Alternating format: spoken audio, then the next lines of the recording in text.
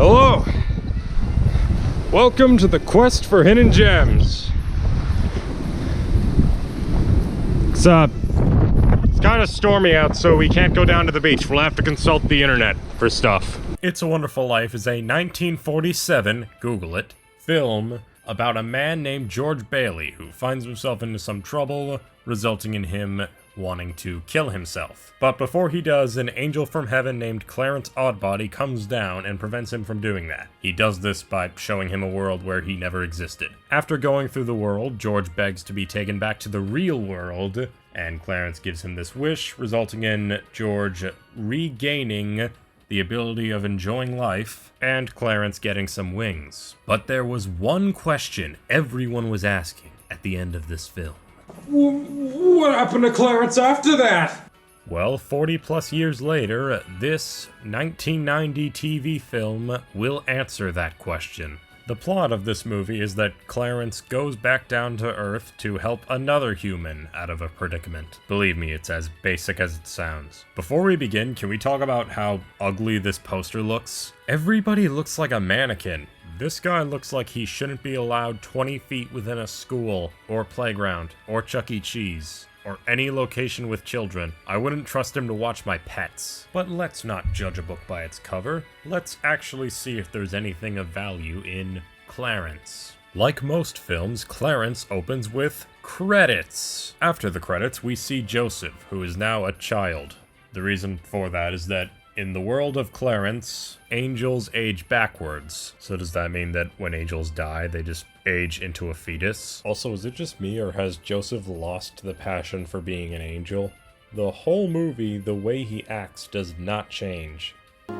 Can't make someone do something he doesn't want to do. Also, remember this line. It will be important later. Anyways, Joseph is told by Jeremy Logan that he needs to send an angel down to stop his former wife from willingly hitting 0 HP. Joseph then states that he won't send the only angel they have available, who is Clarence, because he screwed up one time and now he doesn't want to do jobs anymore. Interestingly enough, this is actually the only scene in the whole movie that references the original film that this movie is a spin-off of. I mean, there's a reference to angels getting their wings whenever a bell rings later in the movie, but I think that was a thing before It's a Wonderful Life. Clarence is then asked by Jeremy to stop Susan Logan, his former wife, from committing suicide by stopping her from getting into a cab, which starts the chain reaction of events that leads to her eventual suicide. He reluctantly agrees. Also in this scene, they reveal that wings are a physical object that can be misplaced. So if you were wondering, that's what wings are. This. Before Clarence is sent down, Jeremy shows him some memories. No, this is not the whole movie. We had such a wonderful life. Also, we are shown the memory of Jeremy giving his son a silver dollar. Clarence is then sent to Earth, and the first thing he does is accidentally stop a robbery, and then steal some of the money. Oh, but then the guy gets his money back, I think? Unfunny fish out of water humor aside, Clarence then runs into a meeting and eats the contract Rachel was about to sign. Also, the bad guy's there. His name is Brenner McBadman. Brimmer wanted Rachel Logan to sign the contract that will allow him to be able to use her voice program in the 90s computer game that she made called Dexter. This is one of the main plot devices of the movie. I'm going to bring up a reoccurring problem with this movie. Clarence is way too dumb. Yes, I know, he had the IQ of a rabbit in the first movie, but by now he should know how things work on Earth. The moments where he's dumb is usually just there for jokes. He doesn't even understand slang that's used in heaven.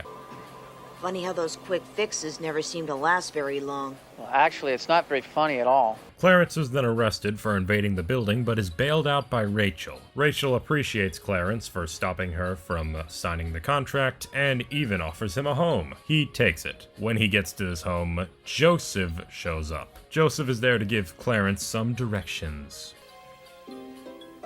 What if I was your guardian angel? You? Yeah. You want to try being a guardian angel again? Yeah. Wait, so Clarence wasn't Rachel's guardian angel up until this point? What was he then? He was sent down to stop Rachel from getting into a cab, preventing her from committing suicide. How is that not being her guardian angel? The rules have changed since you were down the last time. You can't let anyone know what you are anymore. You mustn't cross the barrier between heaven and earth. You do, and you lose your wings, and be stuck down here. Wait, you're only telling him this now? What would happen if you told somebody that before you told him? Also, you're implying that Clarence wants to quit for selfish reasons? But that's not your concern. But what about your precious clocks? Clarence just thinks he's not good enough and that somebody else should take over. If you're given the task to stop a bomb from detonating and you think that somebody else should do it because somebody else is better at doing that type of thing, you're not selfish for it. Yet Clarence is treated like he's giving up because he doesn't feel like helping. I think I'm messing up again. I mean, all I was supposed to do was come down here and stop a woman from getting in a cab. Sounds simple, right? Well, I thought so too, but then there was this guy in a funny hat, only it really wasn't a hat at all. And I messed up, and she got in that cab, and then I didn't break the chain of events. Or did I? I don't know. I don't know what I should do. And if you don't believe me, at the end of the film, Clarence supposedly learns to put others before himself, even though throughout the whole movie he does everything in his power to help the Logans. What are you doing? Anyway, Clarence isn't allowed to use his powers in the public's eyes. Whenever he does use his powers in public, all it does is get him a stern talk to. Also, I forgot to introduce the family. We have the daughter, who is just there, and Brent, who is bland. The daughter tries to get Clarence to fess up, because she suspects that he might be an angel. She knows that angels can't lie, but Clarence finds a way around it. Where are you from, Clarence? I was born in Boston. When? A long time ago. Where do you live now? Well, it seems like I'm living here now. Well, when you leave here, where will you go? Well, it all depends on what happens here. Have you ever been to heaven? Yes, many times. You have? Yes, every time I see a smile like yours, that's heaven to me.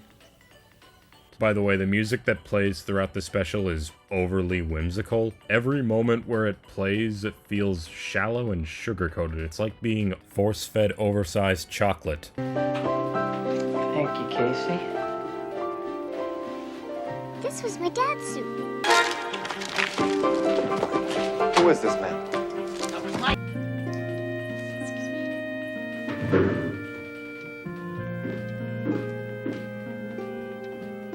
And ironically enough, in one of the ads, a critic claims that it has just the right amount of whimsy. Variety says it has just the right mix of whimsy. Speaking of the ads, I just want to point out that in one of the trailers for this that presumably aired on TV, the narrator describes it as the most epic thing ever, but the way he says it, he both sounds invested but also not invested. It's hard to explain, but it's kinda funny. In a world full of chaos, sometimes it takes more than courage, more than determination, more than innocence. Sometimes it takes a miracle. Brent is then shown at his school, and we find out that he both doesn't care about football and doesn't care about class. His teacher threatens to call his mother, but Clarence shows up and tells him that he will never be late again. In my script I wrote he won't be eaten again. Okay, as bad as this movie is, I'm going to praise part of it for a second. Notice how Brent doesn't really have a reaction when the teacher tells him that he's gonna call his parents. That's a good way of showing the audience that he doesn't care what happens to him. Clarence tells Brent that he's the man of the house now that his father Jeremy is dead. A lot of people say that children can't act. I consider that statement a myth. After all, there's multiple films and shows with excellent child actors. That being said, these children can't act. Brent himself doesn't seem to care. He's supposed to be angsty and rebellious, but the actor isn't trying. The daughter is just there and has no emotions. Get better child actors. Clarence then goes with the daughter, who was faking sick, I forgot to show that part, to see her mother, who is working on the Dexter computer game thing. And also the coworker named Bert is there. He'll be important later, believe me. Badman Brimmer shows up, and through the power of legal papers, attempts to get Susan to hand over the program. But Clarence tells him off. In a later scene, Clarence is told by the daughter that Brent went off to get a job because, you know, Clarence told him that he was the man of the house. This calls for Clarence to use his powers. this only gets him a stern talking to. You'd probably guess that the whole point of this is to show that Clarence can't help people without his powers, but no, Joseph later says that the problem is that Clarence is only solving little problems that will come back. So him using his powers doesn't have any consequence. Clarence then has some lunacy at Brent's school involving Huckleberry Finn. Should have been Tom Sawyer, would have been a great callback. He also plays football, using his teleporting powers in public in front of multiple people. For some reason, they don't question how Brent is able to do this. They actually get mad at him later for not using these tactics. Like, shouldn't everybody be mind blown that Brent just teleported somehow? If these people are old enough to know that Santa isn't real, they should be old enough to question stuff like this. Oh, sorry for revealing that Santa isn't real to any of the people watching this video who still believe in Santa. Sorry for ruining your childhood. Sorry that this is the way you had to find out. Clarence then goes home and is offered some cake, though he doesn't want to eat it once he finds out that it's devil's cake. It's an okay joke, I guess. Clarence then goes with Rachel to a meeting about the Dexter game. Mrs. Logan has assured us that you've had considerable experience. In what? You'll have to excuse Clarence. He's got a great sense of humor. Why didn't you plan this in advance with him, Rachel? The businessmen tell them that they have to sell 50,000 units to get a loan for Dexter. They go to a meeting to get the 50,000 units, where Dexter starts to malfunction due to a sabotage! But because Clarence is so smooth, he manages to do a speech that convinces them all to invest. When Clarence gets home, Rachel kisses him, and Jeremy has to watch. This might be the saddest moment in the whole movie. Imagine being Jeremy in this situation. Joseph then scolds him for not doing a good job. You correct what you've done, or I will.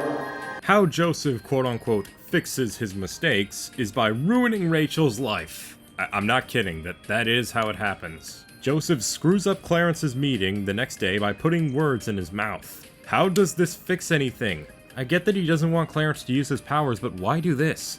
If anything, Joseph basically drives Rachel to suicide, and he later scolds Clarence over this even though it's 100% his fault. This would work better if Clarence was using his powers to fix everything. Joseph would then take away his powers, showing that Clarence can't fix anything without his powers. Instead, we get Joseph driving Rachel to suicide. Can't make someone do something he doesn't want to do. Clarence then follows Rachel to Brimmer's building. She's trying to sell the program, but it's too late because Bert now works for Brimmer and already gave him the program, so Rachel decides it's time for death. Oh, and before Clarence follows Rachel, Clarence has this nice moment with Brent, which I actually liked, but Clarence stops her by telling her that he's an angel. The scene was given away in advertisements. Rachel then meets Jeremy in heaven, and Jeremy tells her that her children need her more than ever right now. So she returns home with Clarence, and like George Bailey, embraces her family. Oh, and also while they were gone, Brent fixed the program. Then Clarence is taken back to heaven in a cab because of how good of a job he did, and the movie ends. Clarence is bad. It's poorly written, overly sappy, and generic. Robert Carradine is pretty good as Clarence. I think his performance as Clarence, or a character like Clarence, could work in something else. I have a theory that this started out as some other generic Christmas special, but they just slapped the It's a Wonderful Life spin-off on it so that they could go, please watch this, but it doesn't work. I understand that the idea of an It's a Wonderful Life spin-off starring Clarence doesn't even sound like that interesting of an idea, but at the very least, they could have at least tried, but they didn't try hard enough, resulting in a boring, forgettable Christmas special. If you ask me, this movie deserves to be as obscure as it is. But it's harmless, preteens won't be corrupted by this, but there are better Christmas movies out there to show to children, now realizing this movie isn't nearly Christmassy enough to be an It's a Wonderful Life spinoff. But you know what? I think I'm the first person to ever make a YouTube review of this movie. I'm cashing in. I'm gonna be popular. You watch. I found a way to make money. In 1946, an angel named Clarence helped George Bailey find a wonderful life. Now, 45 years later, he's at it again. You know, I wouldn't ordinarily say this, but that hat, it really doesn't do you justice. The Hollywood Reporter calls Clarence a perfect holiday tale. Variety says it has just the right mix of whimsy. Put a miracle into your Christmas season when Robert Carradine stars as Clarence, an encore presentation of a Family Channel world premiere movie. Tuesday night at 8, 7